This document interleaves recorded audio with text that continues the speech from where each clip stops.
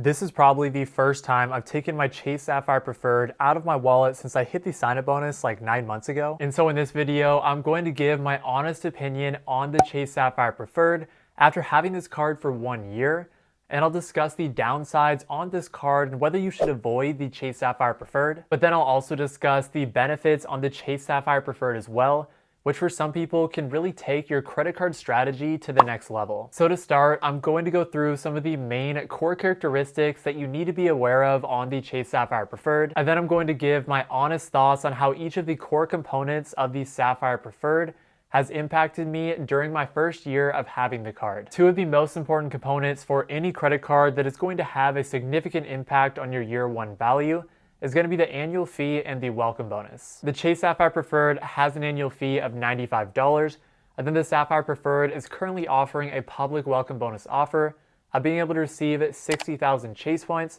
when you're able to spend $4,000 or more in the first 3 months of having the card. The nice thing about the Chase ecosystem is that even if you decide to redeem those 60,000 Chase points for cash back, you still get a value of 1 cent per point, which will give you a value of $600, or in other words, enough value to completely cancel out the annual fee on this card during the first 6 years of having the card. But that's just the bare minimum, because if you transfer those 60,000 Chase points out to Chase's travel partners, then you can get a value of 2 cents per point, which will give you a total value of $1,200 from this welcome bonus, or in other words, enough value to completely cancel out the annual fee on the Sapphire Preferred during at least the first 12 years of having the card. And that's exactly what I did. I used a big chunk of the welcome bonus that I got on my Chase Sapphire Preferred to transfer out to Chase's travel partners, and I will get into all the specific details of that travel redemption, so make sure you keep watching this video because I'll get into that a little bit later. In terms of the point multipliers, the Chase Sapphire Preferred is going to give you point multipliers of 5x back on travel booked through the Chase portal,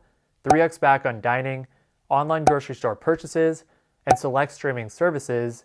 2x back on all other travel, and then 1x back on everything else. So this is exactly why I said that I haven't even taken my Chase Sapphire Preferred out of my wallet for like the last 9 months, because I simply don't get very much value from those point multipliers. Honestly, this is going to be a pretty big negative for the Chase Sapphire Preferred, because this is not going to be a credit card that you can expect to earn a significant amount of points from for some of the daily purchases that you are making. And instead, you'll probably be pretty similar to me in that you barely take this credit card out of your wallet. But it's not all bad, because even though the Chase Sapphire Preferred is not going to be a very good daily earner, it is going to be a fantastic core travel card. First off, the Sapphire Preferred is going to give you a $50 hotel credit each year for any hotels that you book through the Chase travel portal. So if you're able to get the full value from that credit, then you can lower your effective fee on the Sapphire Preferred down to just $45. And I was able to get the full value from that credit during my first year of having the Sapphire Preferred,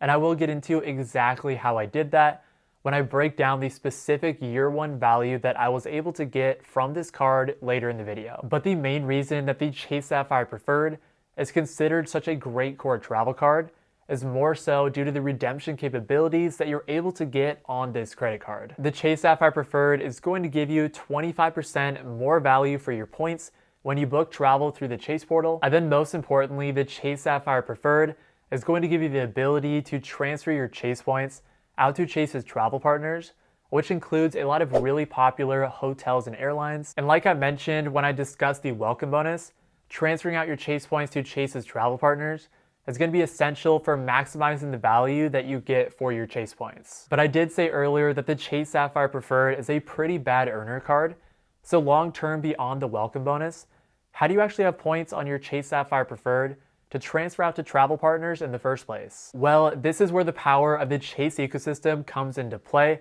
or more specifically the Chase Trifecta, which is combining the Chase Sapphire Preferred with the Chase Freedom Flex and Chase Freedom Unlimited. The reason for this is because the Chase Freedom Flex and the Chase Freedom Unlimited are both considered to be pretty good point earning credit cards, because the Chase Freedom Flex is going to give you 5x back on rotating quarterly categories, which includes popular spending categories like gas stations and grocery stores. And then the Chase Freedom Unlimited is going to give you 1.5x back on all purchases,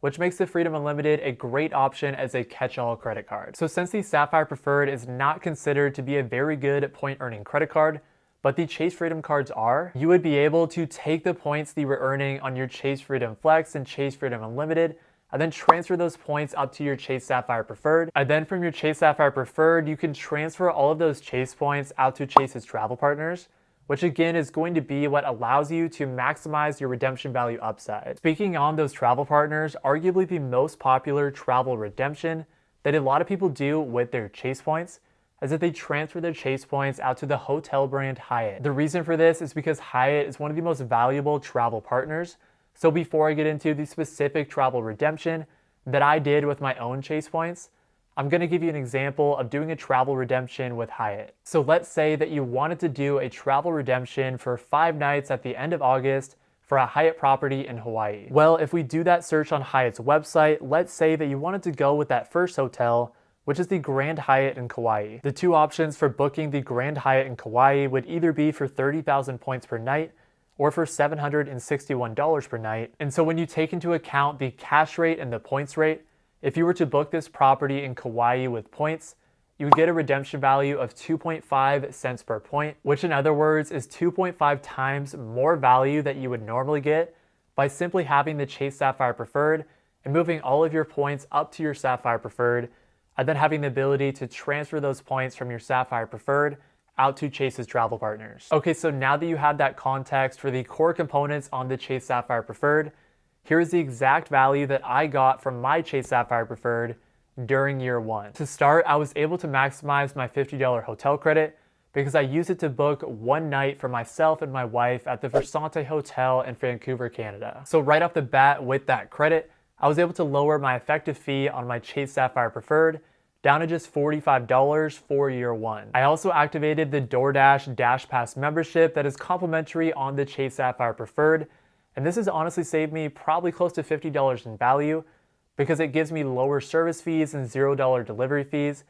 and because I'm a pretty terrible cook, so I do order from DoorDash a couple times a month. So for year 1, just with those 2 benefits, I'm already pretty much breaking even with that $95 fee, but that's not even considering the best value that I got from my Chase Sapphire Preferred during year 1. As I mentioned earlier in the video, I was able to use a pretty big chunk of that 60,000 point welcome bonus that I got on my Chase Sapphire Preferred to transfer out to Chase's travel partners. To be more specific, I transferred out 50,000 Chase points to Aeroplan, but I also took advantage of a 20% transfer bonus.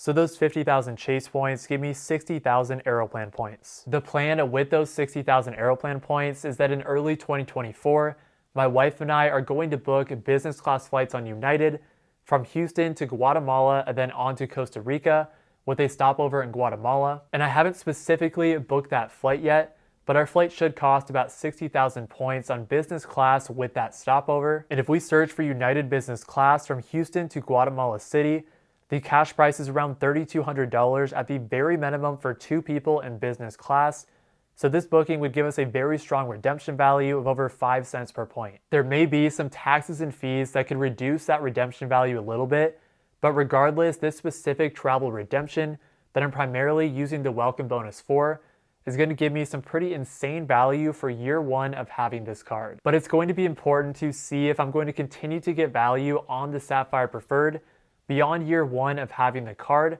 to make sure that the Chase Sapphire Preferred is going to be a viable option for me long term. So long term, I think the specific value that I'll be able to get from my Chase Sapphire Preferred is that I should be able to use that $50 hotel credit pretty much every year, which again will reduce my effective fee on this card down to just $45 each year. And then I do love the Chase ecosystem and the flexibility that it provides. So having a card like the Chase Sapphire Preferred, where I can combine all of my Chase points and then transfer those points out to Chase's travel partners, is going to be essential to my credit card setup. Another option to get some similar travel capabilities would be the Chase Sapphire Reserve, but that card has an annual fee that's 5 times more than the Sapphire Preferred. So I personally am just planning to stick with my Chase Sapphire Preferred and have this credit card in my setup as my core travel card long term. In conclusion, my final thoughts on the Chase Sapphire Preferred after having this credit card in my setup for 1 year is that I think the Chase Sapphire Preferred is the best core travel card